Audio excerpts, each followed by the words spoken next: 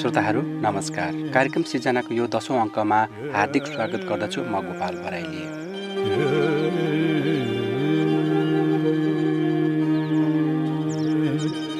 हामीले कला, साहित्य र प्रतिभाको विकास र लामो समयदेखि आफ्नो सिर्जनामा व्यस्त रहँदै आउनुभएका सर्जकहरूको सिर्जना श्रोता माझ धनकुटाकै पहिलो सामुदायिक रेडियो धनकुटा FM 106.2 मेगाहर्जबाट हरेक आइतबार बेलुका 8:30 बजेदेखि पस्किँदै आइरहेका छौँ। यो कार्यक्रम धनकुटा एफएमको Facebook page radio Dhankuta FM र युट्युब च्यानल प्यारो धनकुटामा पनि सुन्न सक्नुहुनेछ।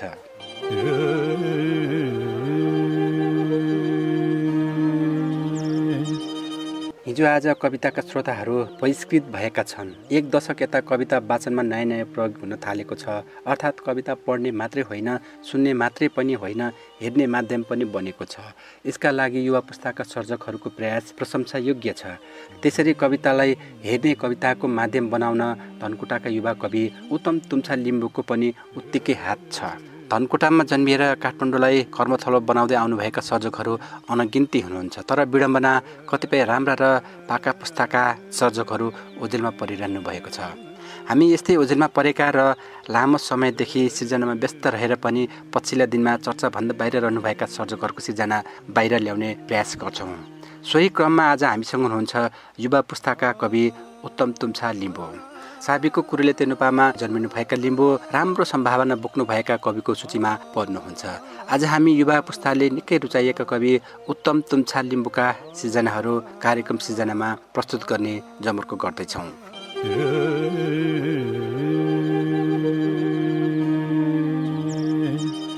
कार्यक्रम सिर्जनामा यहाँलाई हार्दिक स्वागत छ। धेरै धेरै धन्यवाद छ। यहाँहरूले बोलाइदिनु भयो, एकदमै खुसी छु। तपाईँ धनकुटाको कुरुले तेनुपामा जन्मिनु भएको मान्छे, अहिले काठमाडौँमा बस्नुहुन्छ। अहिले के को सिलसिलामा धनकुटा आउनुभएको? अहिलेलाई अब यो चाडपर्वले पनि छोइहाल्यो अनि विशेष त एउटा बहाना जस्तो घरमा घर परिवारलाई भेट्ने बहाना नै हो खास चाहिँ। अनि त्यतिकै बाहेक एक दुईवटा आफ्नै व्यक्तिगत कामहरू छन्। तपाईँ साहित्य सिर्जनामा व्यस्त हुनुहुन्छ। तपाईँको साहित्यिक यात्रा चाहिँ कसरी दौडिरहेको छ अहिले? त मैले गरिराखेको अभियानहरू अथवा मैले लेखिरहेको कविताहरू, म कविताहरू विशेष कविता लेख्ने भएकोले कवितामा केही नयाँ प्रयोग, केही नयाँ सम्भावनाहरू खोजिरहेको छु। कवितालाई कसरी धेरैभन्दा धेरै अडियन्स सामु प्रभावकारी ढङ्गले कसरी पुर्याउन सकिन्छ भन्ने कुराहरूकै चाहिँ नयाँ नयाँ सम्भावनाहरू खोजिरहेको छु भनौँ। कविताका श्रोताहरू चाहिँ कम हुन्छन् भन्ने गरिन्छ। कविता सुन्ने श्रोताहरू कम हुनुको खास कारण चाहिँ के हुन सक्ला? विशेष चाहिँ अब योभन्दा अघिल्लो पुस्ताहरूले लेख्ने कविताहरू जस्तो पहिले चाहिँ कविताहरू चाहिँ विशेष अलिक बेसी अब्स्ट्र्याक्ट, अलिकति धेरै नबुझिने भन्ने भाष्य निर्माण गरिएको थियो नि त।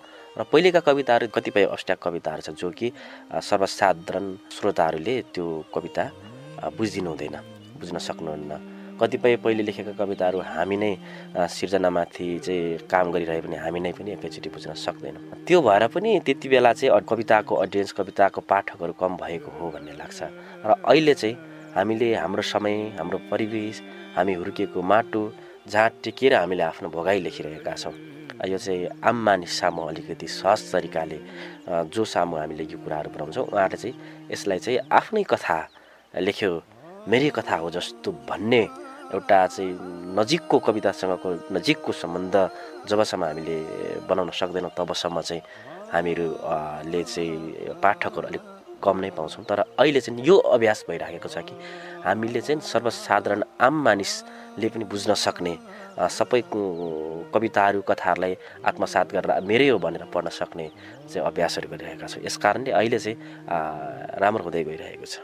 जुन बेला कविताहरू प्रसारण हुन थाले, प्रकाशन हुन थाले, त्यो बेला पञ्चायतको विरुद्धमा थियो, राणाकालहरूको विरुद्धमा थियो। त्यही भएर पनि कविताहरू घुमाउरो शैलीमा बोल्नुपर्ने अवस्था थियो। अहिले छैन, अहिले चाहिँ सिधा बोल्दा पनि हुने खालको छ। आजको कविहरूले लेख्दाखेरि चाहिँ सर्वसाधारणले कसैले पनि नबुझ्ने भाषा अहिले पनि प्रयोग गरिन्छ। त्यसो गर्दाखेरि कविताको श्रोताहरू घट्नु त छँदैछ, सँगसँगै कविताको मर्म पनि त हराउँदैछ होला नि, होइन र भनेको? अहिले अब कविताहरू तपाईँको पछिल्लो समय भएका अभ्यासहरू हेर्नुहोस्, आजभन्दा 10 वर्ष अगाडि मात्रै यो अभ्यास थिएन र आजको यो 10 वर्षको बिचमा हामी कतिपय कविहरू चाहिँ एउटा कविता कन्सर्ट गरेर अब हिँडिरहेका कुराहरू छन्। कविता कन्सर्ट भन्ने आजको 10 वर्षभन्दा अगाडि कसैको कन्सर्टमा सायद थिएन होला, होइन?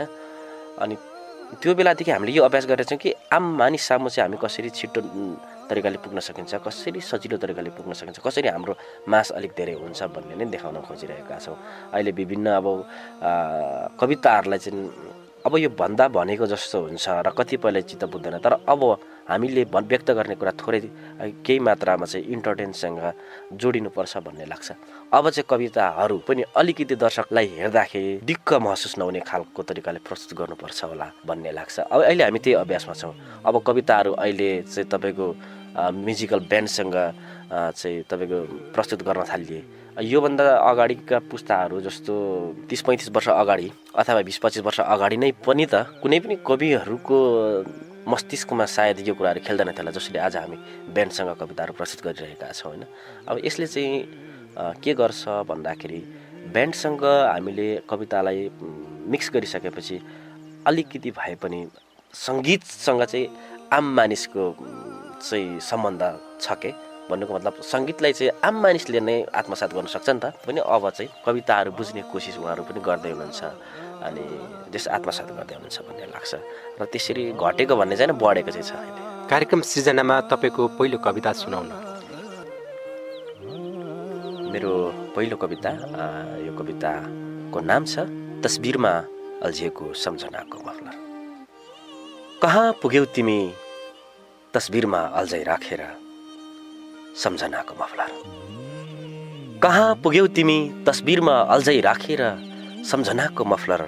साँच्चै फेरि भेटिएला कि नभेटिएला तिमी जस्तै अरू कोही जस्तै तस्बिरमै हाँसी राखेर सम्झनाको भङ्गालोमा छुट्दै छुट्दै छुट्दै छुट्दै बगी जानेलाई कहाँ पुग्यौ तिमी तस्बिरमा अल्झै राखेर सम्झनाको मफलर।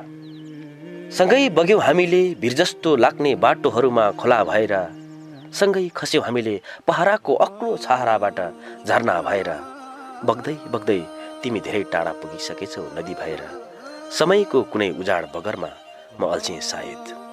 कहाँ पुग्यौ तिमी तस्बिरमा अल्झै राखेर सम्झनाको मफलर।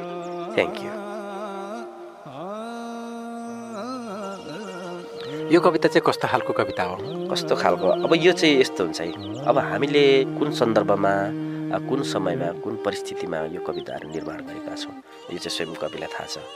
र यो चाहिँ पाठकले कसरी बुझिदिनुहुन्छ, जस्तो तपाईँलाई मैले यो कविता सुनाउँदै गर्दाखेरि हजुरले यो कवितालाई कसरी आत्मसात गर्नुभयो होइन, यो तपाईँको बुझाइ चाहिँ फ्री छ क्या, तपाईँले यसलाई जसरी पनि बुझ्न पाउनुहुन्छ। मैले लेखेको यो सन्दर्भमा यसरी नै बुझिदिनुपर्छ भन्ने चाहिँ छैन, तपाईँले जसरी बुझ्नुभयो त्यसरी नै बुझ्दा पनि हुन्छ। तर यो चाहिँ एउटा अब मैले जुन सन्दर्भमा लेखेँ यो चाहिँ एउटा प्रेमसँग रिलेटेड कविता हो। यो मेरो आफ्नो भोगाइ होला, आफ्नो चाहिँ अनुभूतिको हरफहरू होलान्। सायद तपाईँले बुझिहाल्नु तस्बिरमा अल्झिएको सम्झनाको मफलर भनेपछि यहाँ कसैको याद होला होइन, त्यस्तै कुराहरू होला। अहिले बाँकी चाहिँ तपाईँले जसरी बुझ्नुहुन्छ त्यसरी नै बुझिदिनुहोस्। कविता लेख्ने कविहरू थुप्रै हुनुहुन्छ, तपाईँले चाहिँ कविता खास के को लागि लेख्नुहुन्छ? कविता खास चाहिँ म आफूलाई व्यक्त गर्न। योभन्दा अगाडि म तपाईँको निकै वर्ष अगाडि चाहिँ म अलिकति इन्ट्रोभर्ट टाइपको, अलिकति त्यति धेरैमा आम मानिस सामु त्यति धेरै खुल्न नसक्ने, आफूले आफैलाई चाहिँ बाँधिराख्ने टाइपको थिएँ। अनि त्यति बेला सायद मैले आफूलाई व्यक्त गर्नलाई र अर्को कुरा मैले जब यो कविता लेखिसक्छु, म जुन विषयमा कविता लेख्छु त्यो कुराहरू लेखिसकेपछि त्योभन्दा चरम आत्मसन्तुष्टि मलाई सायदै अरू कुराहरूबाट मिल्दैन। यी कुराहरूले गर्दा आफूलाई व्यक्त गर्न र त्यो आनन्द लिनलाई नै हो मैले कविता लेख्ने चाहिँ। कविताहरू धेरैले सिर्जना गरिरहनु भएको छ, तर कविहरू व्यावसायिक बन्न सकेनन्, जसको कारण पनि कविता लेख्दै लेख्दै सुरुमा लेख्ने अनि पछि बिस्तारै गइसकेपछि हराउँदै जाने परम्परा अहिलेसम्म देखिएको छ। कविहरू चाहिँ कविता लेखेर व्यावसायिक बन्न सक्छन् कहिले? हामीले गरेको अभ्यास चाहिँ त्यही छ। जस्तो मैले त्यति बेलादेखि कविहरू व्यावसायिक हुनुपर्छ, कुनै पनि कवि कहीँ गएर कविता वाचन गर्दै गर्दाखेरि उसले आफ्नो लेखकको स्वर अथवा पारिश्रमिक पाउनुपर्छ भनेर त्यो बेलादेखि आवाज उठाउँदै आएको र त्यो अभ्यास त्यो अभियान अहिले हामीले गरिरहेका छौँ। कति मेरो सोलो पर्फर्महरू अहिले मैले बिचमा 1 दशक यता निकै एउटा सोलो पर्फर्महरू गरेँ, त्यो बिचमा जसरी यो मैले उठाएका आवाजहरूलाई सम्बोधन भइरहेको छ। अब बिस्तारै राम्रो हुँदैछ, जस अहिले हामी पारिश्रमिक लिएर कविता वाचन गर्छौँ भन्नुको मतलब अब बिस्तारै यो कुराहरू सबै लागु हुन्छ जस्तो लाग्छ। कविहरूले के भन्ने गर्नुभएको छ भने कविहरूलाई राज्यले हेरेन, राज्यले के पनि सहयोग गरेन भनेर पटक पटक गुनासो गर्नुभएको छ। राज्यले कविहरूलाई हेर्नुपर्ने कारण चाहिँ खास के हो? राज्यले हेरेन भन्ने त्यस्तो ठुलो गुनासो मेरो निजी विचारमा चाहिँ छैन पनि।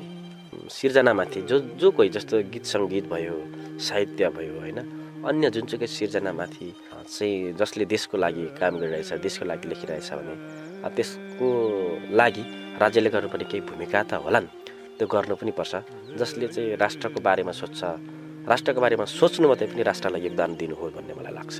यस कारणले गर्दाखेरि राष्ट्रको बारेमा सोच्नेहरूलाई नै चाहिँ राज्यले नहेर्नु भनेको त अलिकति अब दुःखको कुरा हो, तर पनि मलाई त्यस्तो गुनासो छैन अहिलेलाई चाहिँ। तपाईँको दोस्रो कविता सुनाउन।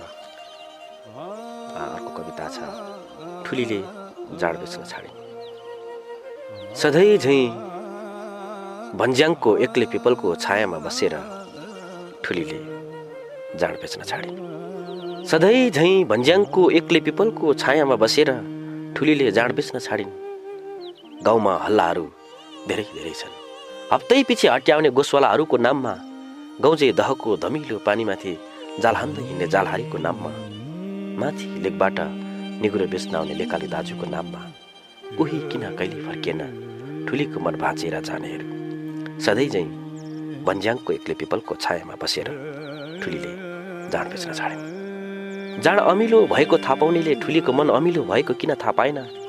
आफ्नो मन जलेको सुनाउँदै हिँड्नेले ठुलीको मन जलेको किन देखेन? जब एकाएक गाउँबाट ठुली बेपत्ता भइन्, जब एकाएक गाउँबाट ठुली अलाप भइन्, तब पो ठुलीकै कदम टेकेर हिँडिरहे झै लाग्छ बाटोहरूले। ठुलीकै लय चोरेर गाइरहे झै लाग्छ चराहरूले। ठुलीकै बिरह बोकेर बगिरहे झै लाग्छ नदीहरूले। कोही किन कहिले फर्केन ठुलीको मन भाँचेर जानेहरू। सधैँ चाहिँ भन्ज्याङको एक्लै पिपलको छायामा बसेर ठुलीले जाड बेच्न छाडिन्। Thank you. पछिल्लो चरणमा कविहरूले आफ्नो कवितामा शब्दहरूको भण्डारण चाहिँ धेरै गर्ने, तर त्यसले भाव चाहिँ कम बोक्ने खालका कविताहरू धेरै देख्न पाइन्छ, धेरै सुन्न पाइन्छ। खास यस्तो चाहिँ किन हुन्छ? मलाई त्यस्तो लाग्दैन। सबैले आफ्नो आफ्नो क्राफ्ट अनुसार कविताहरू लेखिराख्नु भएको छ। सबैको आफ्नो आफ्नै लय हुन्छ, सबैको आफ्नो रिदम हुन्छ कवितामा, अनि सबैले आफूलाई व्यक्त गर्ने तरिका फाल्तु हुन्छ होइन। कसैले कम बोलेर व्यक्त गर्छ होला। जस्तो म तपाईँलाई एउटा उदाहरण दिन्छु। सुको साइबर भन्ने एकजना हाम्रो कवि साथी हुनुहुन्छ। उहाँ एकदम 2 लाइन 3 लाइनको कविता लेख्नुहुन्छ, शक्तिशाली कविता लेख्नुहुन्छ। त्यो कवितालाई हामी आत्मसात गरिरहेका छौँ र त्योभन्दा एकदमै धेरै चाहिँ तपाईँको लामो लामो कविताहरू लेखेर आफूलाई व्यक्त गर्ने तरिका, जस्तो नवराज पराजुलीको नाम सुन्नुभएको होला। नवराज पराजुलीले जसरी चाहिँ आफूलाई अलिक धेरै हरफहरूमा व्यक्त गरिराख्नु भएको छ, अलिक लामो तरिकाले व्यक्त गर्नु छ, त्यसलाई हामीले आत्मसात गरिरहेको छौँ। र मैले जसरी गरिरहेको छु यसलाई पनि अरूले स्वीकार गर्नुपर्छ। सबैको आफ्नो अस्तित्व हुन्छ कि, त्यो सबैको अस्तित्वलाई हामीले स्वीकार गर्न सक्नुपर्छ भन्ने लाग्छ। जसरी तपाईँ र मेरो अनुहारको आकृति फरक छ, कविताको आकृति पनि फरक हुन्छ क्या। त्यो भएको कारणले गर्दाखेरि चाहिँ मलाई चाहिँ त्यस्तो लाग्दैन।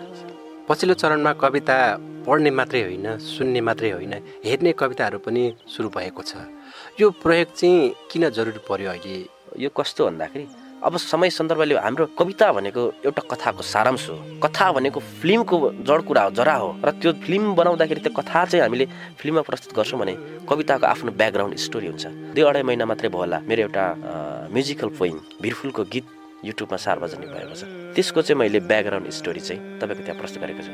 कविता कथाको सारांश भएको कारणले गर्दाखेरि त्यसलाई आम मानिससम्म हामीले प्रस्तुत गर्दाखेरि अब अहिलेको समयले यसरी हामीलाई चाहिँ यो टेक्नोलोजीसँग यसरी जोडिसक्यो कि अब मानिसहरू पहिले पढ्ने मात्रै थियो, अनि त्यसपछि सुन्ने आयो। अब चाहिँ सुन्दै हेर्दै पढ्दै अब त्यो युग पनि आइसक्यो नि त।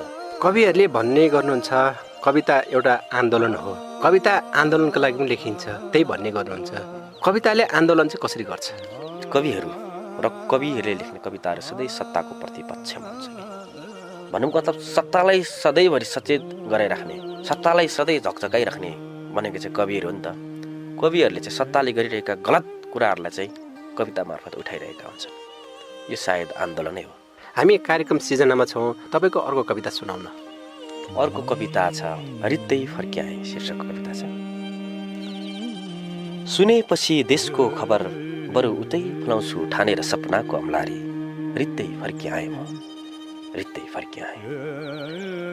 सुनेपछि देशको खबर बरु उतै फुलाउँछु ठानेर सपनाको अम्लारी, रित्तै फर्क्याएँ म, रित्तै फर्क्याएँ। तलछिङको अध्याखेतमा पाकिरहेको दुःखको अंश, सालघारीको उदास बैली जस्तो आफ्नो मान्छेले गाउने बिहे सुस्केर लेखिएर कहिल्यै नसकिने समयको हाँगा मल्छीको जीवनको गीत। खै के सम्झेर सुनेपछि देशको खबर बरु उतै फुलाउँछु ठानेर सपनाको अम्लारी। रित्तै फर्किआएँ म, रित्तै फर्किआएँ। दौलत भनेको त नुहेको बाँसको पातमा अडेको शीतको थोपा मात्रै पो सम्झे कि, या सम्झिए छोराले लेखी पठाएको गुनासोको लामो फेरिस्ता सम्झे कि, या सम्झिए माइतीको मायाले जीवनभर माइतीमै बुढी कन्या बसेको चेलीको पीर सम्झे कि, खै के सम्झिए। सुनेपछि देशको खबर बरु उतै फुलाउँछु ठानेर सपनाको अम्लारी। रित्तै फर्किआएँ म, रित्तै फर्किआएँ। Thank you. त्यति बेला चाहिँ कविहरू एक प्रकारले अर्धपागल हुन्छन् र धेरै भावनामा डुबेर लेख्ने गर्छन् भन्ने गरिन्छ। कार्यक्रम सिर्जनामा धेरै कविहरूलाई मैले यही प्रश्न गर्ने गरेको छु, कविहरू त्यसरी भावनामा डुब्नुपर्ने कारण चाहिँ खास के हो? कविहरू भावनामा डुबेन भने त कविता आउँदैन, तर भावनामा डुब्छन् भन्ने कुरा चाहिँ सही हो।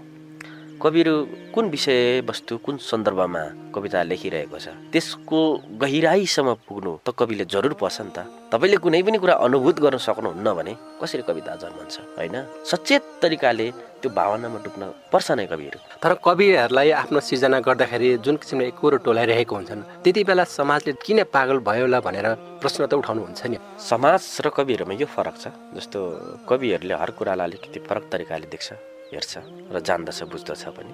अब आफूभन्दा अलिकति फरक किसिमको मान्छे देख्दाखेरि उसलाई पागल भन्न त त्यो त उहाँहरूको गलत हो नि त, समाजको गलत हो नि त। हामीले सधैँभरि आफू अनुकूल सोचिरहेका हुन्छौँ क्या मान्छेलाई। जस्तो मैले तपाईँलाई म अनुकूल भइदिनुहोस्, तपाईँ म अनुकूल किन हुने? तपाईँ अनुकूल हुनु पऱ्यो, तपाईँ जस्तो कम्फर्ट हुनु पऱ्यो, होइन? जस्तो मैले तपाईँ म जस्तो हुनुहोस् भनेर हुँदैन नि। तपाईँको त आफ्नो प्रकृति छ, तपाईँको आफ्नो व्यवहार छ भनेपछि समाज आफै अधुरो छ, समाज आफै अपुरो छ भने उनीहरू जस्तो हामी किन हुने? हामी चाहिँ हामी जस्तो मात्रै, म जस्तो मात्रै हुनुपर्छ, कोही जस्तो पनि होइन। त्यो नै आफ्नो पहिचान हो, त्यो नै आफ्नो अस्तित्व हो। तपाईँ म हुनुभयो भने त तपाईँको अस्तित्व के हुन्छ? म तपाईँ भएन मेरो अस्तित्व के हुन्छ? तपाईँको अर्को कविता सुनाउ न। हुन्छ, अर्को कविता पहिचान नखुलेको एउटा लास। हेर्दा कुनै छलकपट नभए जस्तो, देख्दा कुनै महत्त्वाकांक्षी तृष्णा नभए जस्तो, को हो ऊ? कुन दुखी थियो ऊ? यो सहरको कतैतिर एका बिहानै किन गरे उसले आत्महत्या, या कसले गरे उसको हत्या? आफ्नै देशमा अनागरिक हुनुको पीडाले निसासिएर नागरिकता खोज्दै राजधानी आइपुगेको कुनै देहातको थारू थियो कि ऊ? वा पसिनाको मोल खोज्न शासकको निवास अगाडि धर्ना बस्न आइपुगेको कुनै मजदुर किसान मुसहर? को थियो ऊ?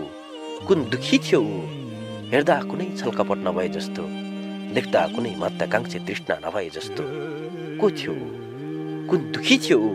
एका बिहानै यो सहरको कतैतिर किन गरे उसले आत्महत्या, या कसले गरे उसको हत्या?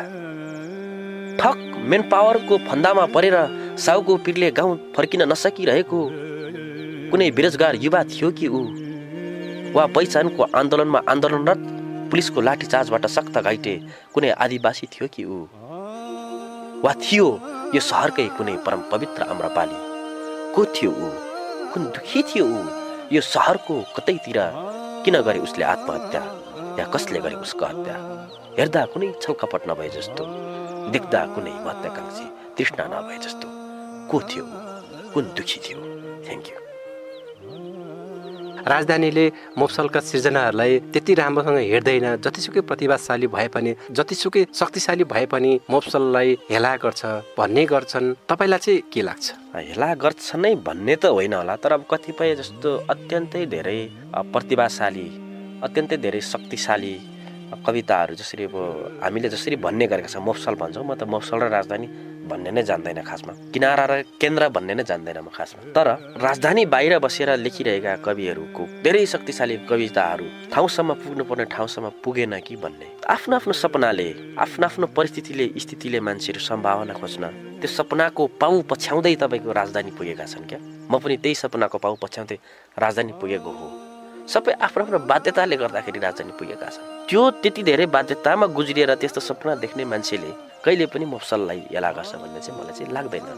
तर के चाहिँ हो भन्दाखेरि ठुलो अडियन्स, जस्तो ठुलो पोखरीमा पौडिने ठाउँहरू अलिक ठुलै हुन्छ, त्यो अडियन्सको कमीले गर्दाखेरि चाहिँ त्यो आफूलाई भित्र अनुभूत लागेको कुरा हो। अनि आफ्नो श्रोताहरू सीमित भएको कारणले गर्दाखेरि त्यो आफूलाई त्यो भित्र अन्तर्दिलमा लागेको कुनै एउटा सानो गुनासोको अंश मात्रै होला।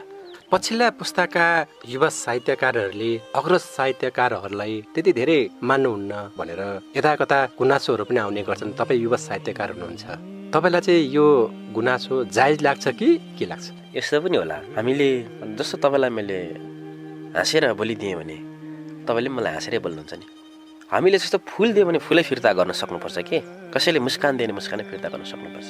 यसमा पछिल्लो पुस्ताको मात्रै गल्ती नहुन सक्छ। पछिल्लो पुस्ताले अघिल्लो पुस्तालाई भेट्दै गर्दाखेरि, जस्तो मैले कसैलाई भेट्दैछु भने दाइ नमस्कार भन्दाखेरि उहाँहरूले नमस्कार त हाँसेर फिर्ता गर्नुपर्छ नि त होइन। उहाँहरूले चाहिँ अनि त्यो वास्तै नगरेको जस्तो नमस्कारै फिर्ता गर्दैन नि त। हाम्रो लिम्बूमा त माङ्गेना चुत्लुङ भन्छ, हाम्रो चाहिँ त्यो शिर ढल्छ के। अग्रज त अब अग्रज भइसक्नु सबै सन्दर्भले उहाँहरू अग्रज हुनुभयो त, हामी एक दिन उहाँहरू जस्तै फेरि कसैको अग्रज भइदिन्छौँ। अनि हामीले पनि उहाँहरू जस्तै गरिदियो भने त पछिल्लो पुस्ताले के सिक्छ त? पछिल्लो पुस्ताले सधैँभरि अघिल्लो पुस्तालाई सम्मानसहित उयो गर्नु खोज्छ, तर अघिल्लो पुस्ता चाहिँ अलिकति पछिल्लो पुस्तालाई चाहिँ तपाईँको नमानिरहेको हो कि स्वीकार गर्न नसकिरहेको हो कि भन्ने लाग्छ। यसमा दुवै पक्षको कुराहरू छन्। कतिपय त पछिल्लो पुस्ताहरूको आफ्नै अहम होला, आफ्नै घमण्ड होला। कार्यक्रम सिर्जनामा तपाईँको अन्तिम कविता सुनाउन।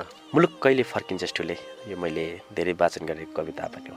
वाचन गर्ने क्रममा म एक दुईवटा कविताहरू हुन्छ कि जो कविताहरू मैले सुनान भने मेरो कार्यक्रमै अधुरो अपुरो भएको महसुस हुन्छ।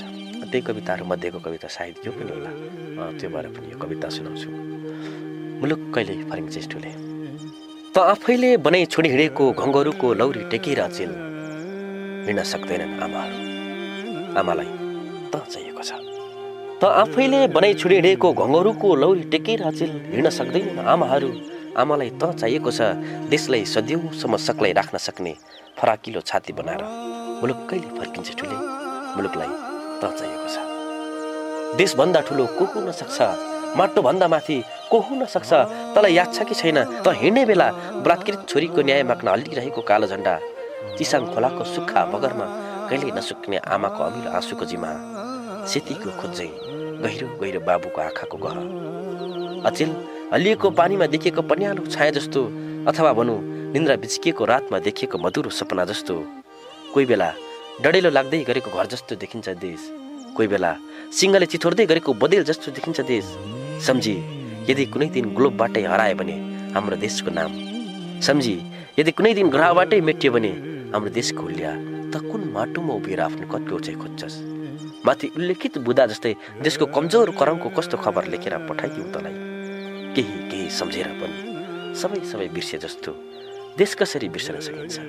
देशलाई सदियौँसम्म सक्लै राख्न सक्ने फराकिलो छाती बनाएर मुलुक कहिले फर्किन्छ ठुले, मुलुकलाई त चाहिएको छ। Thank you. तपाईँ युवा पुस्ताको कवि हुनुहुन्छ, अहिले कविता क्षेत्रमा कविता कोर्न आउने नयाँ सर्जकहरूलाई के सल्लाह र सुझाव दिन चाहनुहुन्छ?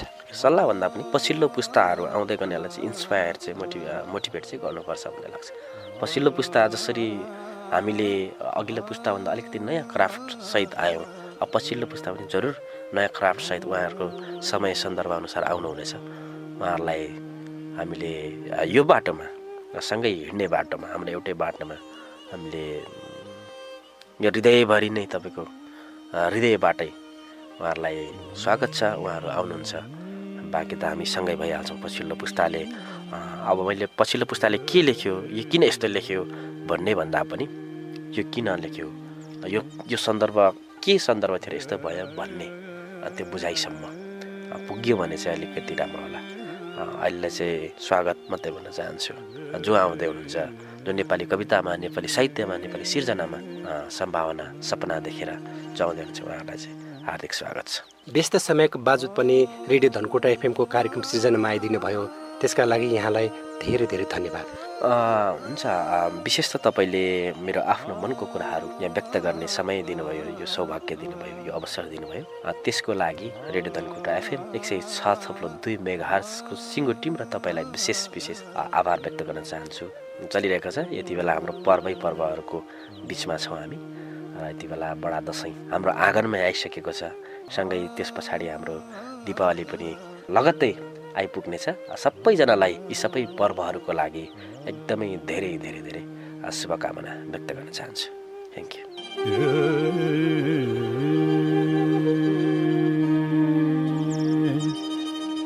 आज हामीसँग हुनुहुन्थ्यो युवा कवि उत्तम तुम्छा लिम्बू।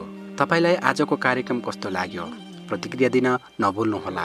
प्रतिक्रिया दिने हाम्रो ठेगाना हो धनकुटा एफएम धनकुटा 4 चुलिवन वा कार्यालयको सम्पर्क नम्बर 026 523 458 मा पनि सम्पर्क गर्न सक्नुहुनेछ। साथै धनकुटा एफएमको Facebook page radio Dhankuta FM र युट्युब च्यानल प्यारो धनकुटामा पनि सल्लाह र सुझाव दिन सक्नुहुनेछ।